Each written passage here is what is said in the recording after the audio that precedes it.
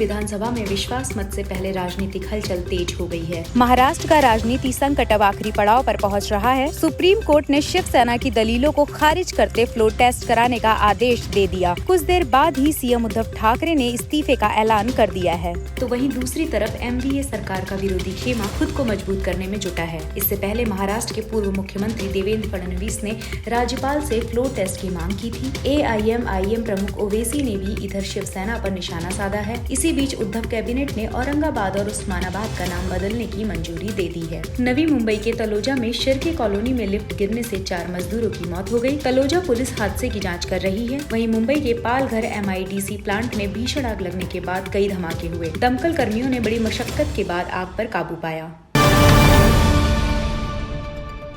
महाराष्ट्र का सियासी घमासान निर्णायक मोड़ की तरफ बढ़ रहा है। एक तरफ भाजपा ने सरकार बनाने की कवायद तेज कर दी है। पूर्व मुख्यमंत्री देवेंद्र फडणवीस ने महाराष्ट्र के राज्यपाल को चिट्ठी लिखकर गुरुवार को फ्लोर टेस्ट कराने की मांग की थी, जिस पर राज्यपाल कोश्यारी की मुहर लग चुकी है। वहीं फ्लोर टेस्ट के खिलाफ शिवसेना सुप्रीम कोर्ट पहुंच गई है। उधर शिंदे गुट अपने समर्थक विधायकों को गोवा शिफ्ट कराने की तैयारी में है। तो वहीं पत्रकारों के एक सवाल के जवाब में एकनाथ शिंदे ने कहा कि पहले फ्लोर टेस्ट होने दीजिए, रणनीति बनेगी, उसके बाद विधायक दल की बैठक होगी। इसके बाद सभी को मालूम हो जाएगा कि क्या हुआ है। उधर शिवसेना सांसद सावंत ने कहा कि राज्यपाल ने 12 विधायकों की नियुक्ति 2 साल से अटकाई है, लेकिन फ्लोर टेस्ट का आदेश एक ही दिन में दे दिया गया। ये सब भाजपा की साजिश है। सूत्रों की माने तो भाजपा ने शिंदे गुट को 8 कैबिनेट और 5 राज्य मंत्रियों का ऑफर दिया है। तो वहीं डिप्टी सीएम के लिए एकनाथ का नाम सबसे ऊपर है। उधर एआईएम प्रमुख ओवैसी ने भी उद्धव ठाकरे पर निशाना साधते हुए कहा है कि शिवसेना अपनी सत्ता नहीं बचा पा रही है, अपने ही विरोध में खड़े हो गए हैं। इसी बीच उद्धव कैबिनेट ने औरंगाबाद का नाम संभाजी नगर और उस्मानाबाद का नाम बदलकर धारा शिव करने को मंजूरी दे दी है।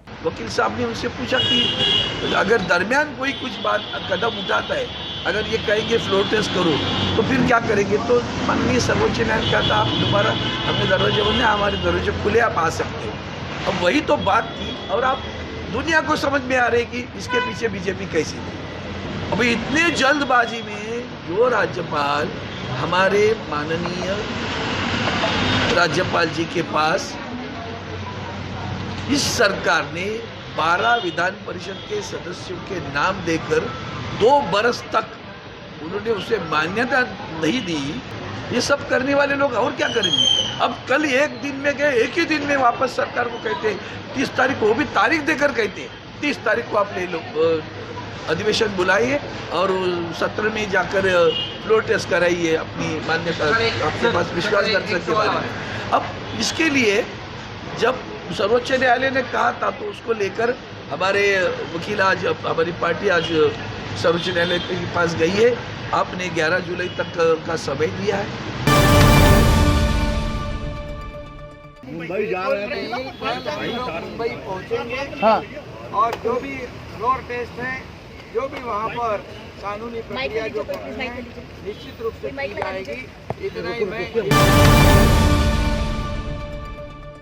सुनिए, एक बात सुनिए, उनको फ्लोर टेस्ट करना है। अब वो तो नंबर लाओ, वही नंबर नहीं है तुम्हारे पास, तुम नाम बदलने जा रहे। अरे तुम्हारी पार्टी का, तुम्हारे घर का आदमी तुम्हारे खिलाफ खड़ा हो गया, उसकी फिक्र करो। पहले तुम सत्ता तो बचा लो अपनी। और औरंगाबाद में सबसे बड़ा मसला पीने का पानी है। डेवलपमेंट क्यों नहीं करते वहां पर आप।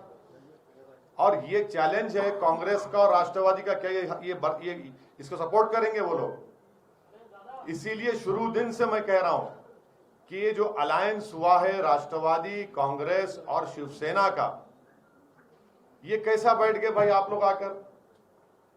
2019 के जो असेंबली इलेक्शन हुए थे विधानसभा के, राष्ट्रवादी और कांग्रेस पुकार कर कहते थे ओवैसी को वोट मत दो, सेना को, भाजपा को रोकना है।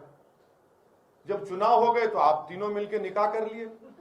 नवी मुंबई के तलोजा में शिर्के कॉलोनी में लिफ्ट गिरने से 4 मजदूरों ने मौके पर ही दम तोड़ दिया, जबकि 2 घायल हैं। घायलों का इलाज नजदीकी अस्पताल पनवेल में चल रहा है। हादसे की चपेट में आए सभी कंपनी के मजदूर थे। वहीं ठेका कंपनी बिजी शिर्के ने मृतकों के परिजनों को 7-7 लाख रुपए और घायल को 2-2 लाख रुपए देने का ऐलान किया है। तलोजा पुलिस हादसे की जाँच कर रही है कि आखिर ये हादसा कैसे हुआ। मुंबई के पालघर MIDC प्लांट में आग लगने से अफरा तफरी मच गई। प्लांट में 8 धमाके भी हुए। वहीं आग पर काबू पाने के लिए दमकल की कई गाड़ियों को घटना स्थल पर रवाना किया गया, तब कहीं जाकर आग पर काबू पाया गया। प्लांट में आग लगने के कुछ देर बाद ही फैक्ट्री से धुएं का गुबार उठने लगा। चारों तरफ धुआं फैलने से लोगों को सांस लेने में परेशानी होने लगी थी। प्लांट में आग कैसे लगी इसका पता भी लगाया जा रहा है।